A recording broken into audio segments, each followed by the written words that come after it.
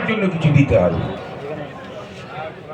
আমাদের যে মিলিটারি বাহিনীরা সীমান্তে থাকে, মাইনে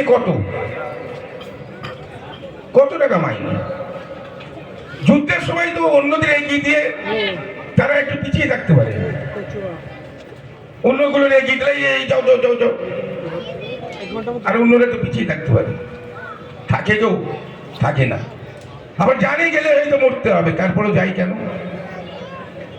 যাই কর্তব্য রক্ষা করতে। তার যে কর্তব্য, সেই কর্তব্যটাকে রক্ষা করতে। সুতরাং জন্মেছি ন্যায্যতার জন্য, জন্মেছি।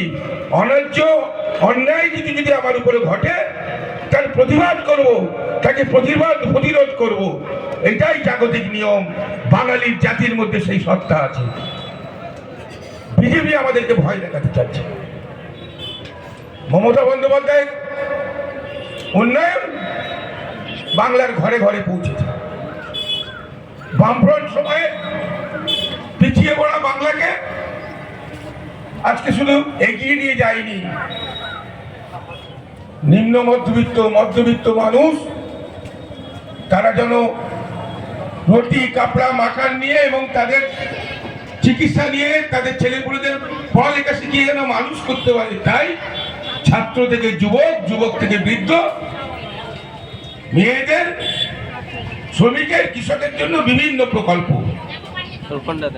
তাই না? ফ্রিতে চাল, কন্যাশ্রী, রূপশ্রী, লক্ষ্মীর ভান্ডার, স্বাস্থ্যসাথী চিকিৎসার জন্য দুহাত ভরে মানুষকে দিয়েছে। আগামী দিনে পাড়ায় সমাধান আসছে। প্রতিটা বুথে 10 লক্ষ টাকা করে স্যাংশন হবে।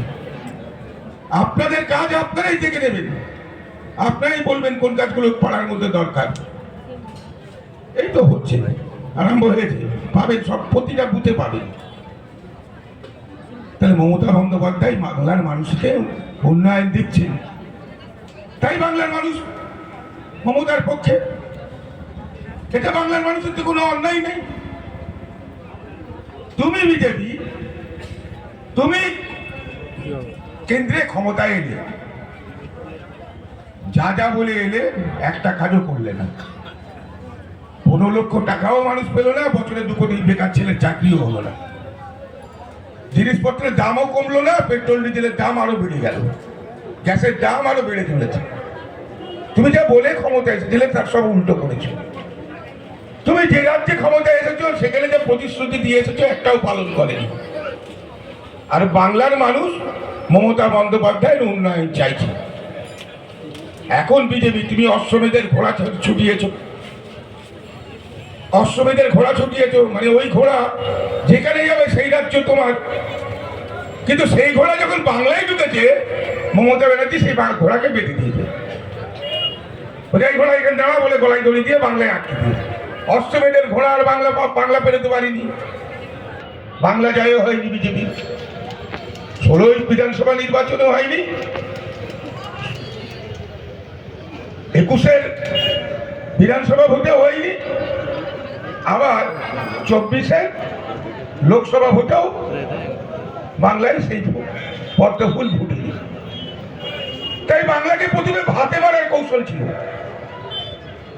কেই না 100 দিনের কাজের টাকা বন্ধ করে দাও, আবাস যোজনার টাকা বন্ধ করে দাও, রাস্তাঘাট, স্বাস্থ্য প্রকল্পের, ICDS এর সবকিছুর টাকা বন্ধ করে দাও, দিয়েছো। কিন্তু তাতে কি হয়েছে? বাংলার কাজ করা হয়েছে। কারণ মমতা বন্দ্যোপাধ্যায় তার মমতার আঁচলে বাংলার মানুষকে আগলে রেখেছে।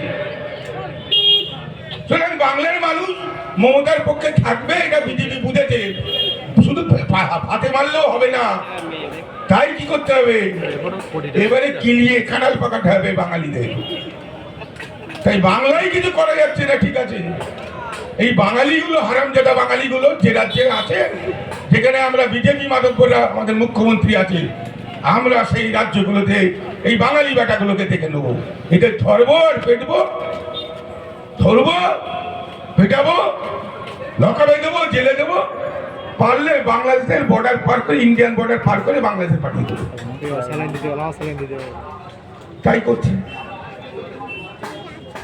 এখন আপনাদের মনে হতে পারে আরে করছে, তাই আমাদের এখানেও তো উত্তরপ্রদেশের লোক আছে, গুজরাটের লোক আছে, ঝাড়খণ্ডের লোক আছে, বিহারের লোক আছে, সব জায়গার লোক আছে, আমরাও তাহলে পেটাই?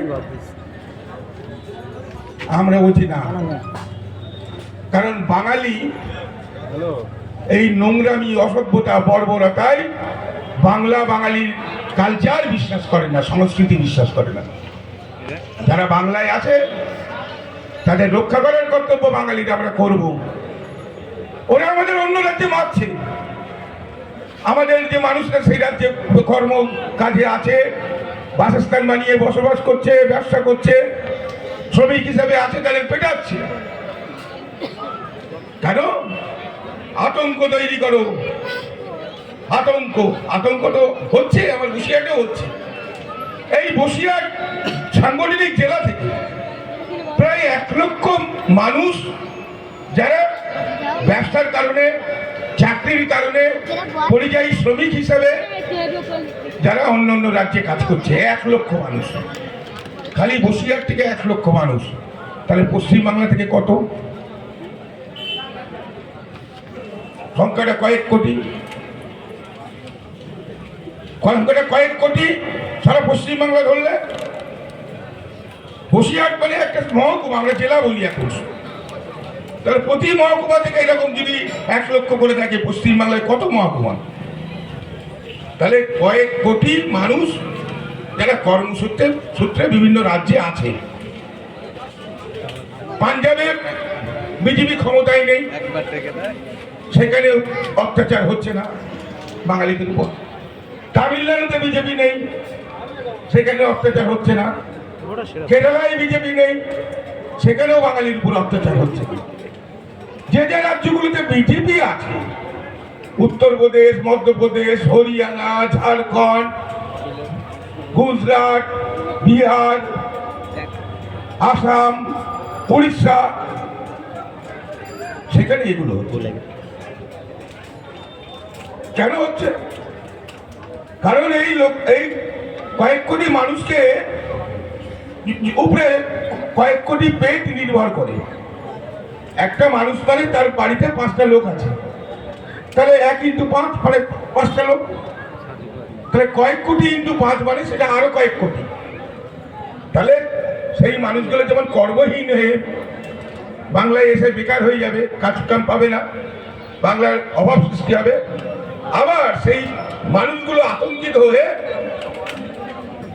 হয়ে কি হবে? তাদের পরিবাররা বাংলায় আতঙ্কিত হবে, আর বাংলার মানুষ ভয় পাবে যে বাবা যা হয়েছে হয়েছে, পেটে লাথি মারছে বিজেপি, আজকে বাইরের রাজ্যে আমাদের ঠেকাচ্ছে বিজেপি, সুতরাং ভাই ওরা আমাদের ক্ষতি করতে যখন ওদের ভোট দেয়। আমরা এটা কোথায় দেখেছি? আমরা এগুলো দেখতে আমাদের সিনেমায়, শোলে সিনেমা, আমজাদ খান, গব্বর সিং ঘোড়া করে আসবে, গব্বর সিং এর বাহিনী ঘোড়া করে আসবে, আর গব্বর সিং বলবে কালিয়া সব গ্রামের লোকেদের আনাজ নিয়ে আসতে বল, টাকা নিয়ে আসতে বল। আর গ্রামের লোক তাদের আনাজ তুলে, তাদের অর্থ তুলে গব্বর সিং এর হাতে দেবে। এটা ছিল তো শোলে সিনেমায়, এটা আছে। তা ওরা ঠিক সেই ভয়টা দেখাতে, মানে ভয়ে আতঙ্কে যেন বাংলার লোক বিজেপিকে ক্ষমতায় আনে। ঠিক একটা কথা আছে, जो डर गया वो मर गया। ভয়, ভয় বলে কিছু নেই। কিসের ভয়? কিসের ভয়? পৃথিবীতে অত্যাচার করে কেউ ক্ষমতায় চিরদিন থাকেনি। হিটলার সারা পৃথিবী প্রায় জয় করে ফেলেছিল। আজকে কোথায় একদম হিটলার? কোথায়? অনেক বড় বড় শহীদ শাসক দেখেছি আমরা, ইদি আমিন, কোথায় মানে ওই এর শহীদ শাসক দেখেছি আমরা, চিলি, আমরা পানামার শহীদ শাসক দেখেছি, নামগুলো মনে করতে পারছি না। এই তো কয়েক বছর, 2-10 বছর আগের কথা। কোথায় তারা? প্রতিবাদী মানুষ, জনগণের শক্তির উপরে যদি আর কোনো শক্তি থাকে, সেটা ঈশ্বরের শক্তি, সেটা আল্লাহর শক্তি। আর তারপরে জনগণের শক্তির উপরে পৃথিবীতে কোনো শক্তি নেই, শক্তি নেই, শক্তি নেই। বিশ্বাস রাখতে হবে নিজেদের উপর। বিজেপির যে হিংস্রতা, তার বিরুদ্ধে মানুষকে সংগঠিত করতে হবে, আর পণ নিতে হবে, শপথ করতে হবে 2026-এ আমরা বাংলায় শুধু বিজেপিকে প্রতিরোধ করব না, তৃণমূলকে শুধু ক্ষমতায় আনবো এটা নয়, আমরা 2029-এ তার 3 বছর পরে গিয়ে কেন্দ্রের দিল্লির মস্তক থেকে নরেন্দ্র মোদী আর বিজেপির সরকার থেকে নিয়ে ওখানেই বঙ্গোপসাগরে ভারত মহাসাগরে ছুড়ে দিয়ে আসবো। এটাই হচ্ছে বাঙালির কেস, এটাই হচ্ছে বাঙালির প্রতিজ্ঞা। তাই আসুন সকলে একজনের প্রতিজ্ঞা নেই, সকলে একজনের প্রতিজ্ঞা নেই। পৃথিবীতে কখনো অত্যাচারীরা চিরদিন থাকতে পারে না, পৃথিবীটা শান্তিময়, একদিন ঝড় থেমে যাবে, পৃথিবী আবার শান্ত হবে, আর সেই পর্যন্ত আমাদের চালাতে হবে সংগ্রাম। জয় হিন্দ, বন্দে মাতরম। তৃণমূল কংগ্রেস জিন্দাবাদ, মমতা বন্দ্যোপাধ্যায় জিন্দাবাদ, অভিষেক বন্দ্যোপাধ্যায় জিন্দাবাদ, তৃণমূল আইটিউসি জিন্দাবাদ।